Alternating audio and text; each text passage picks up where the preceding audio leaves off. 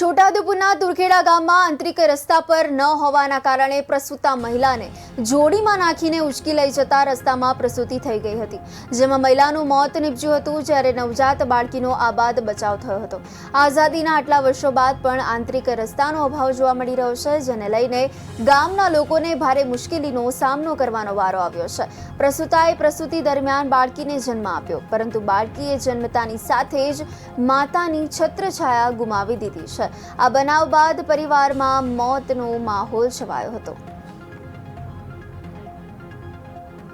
અમને જે સમાચાર મળ્યા છે અને પ્રાથમિક જે રિપોર્ટ છે એ મુજબ તુરખેડા ગામના બસ્કરિયા ફળિયામાં રહેતી મહિલાને પ્રસૂતિની પીડા ઉપડતા તેઓને લઈ જતા રસ્તામાં તેઓનું અવસાન થયેલ છે। તુરખેડા છે એ ડુંગર વિસ્તારમાં આવેલું નર્મદા નદી કિનારેની જગ્યા છે અને ત્યાં રસ્તાના થોડા પ્રશ્નો છે, પરંતુ ત્યાં 7 કિલોમીટરના રસ્તા 11 કરોડના ખર્ચે બનાવવા માટેની દરખાસ્ત કરવામાં આવેલ છે અને સરકારશ્રી તરફથી ત્યાં રસ્તો જલ્દી બને તે માટેની કાર્યવાહી થઈ રહી છે।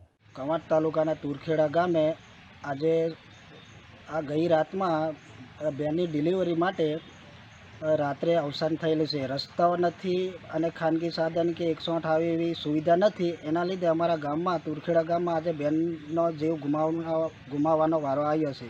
કેમ કે અનેકવાર રજૂઆત કરી કે આ પાકો રસ્તા માટે અમે ઘણીવાર રજૂઆત કરી, તો દરખાસ્ત મોકલી કરીને કલેક્ટર છોટાઉદેપુરમાં અમે સુધી જઈએ તો તે રજૂઆત કરી છે, દરખાસ્ત મોકલી છે, આમ કરીને અમારા રસ્તા થતા નથી, એના લીધે અમારે ગામમાં બેનનું આજે મૃત્યુ થયેલ છે।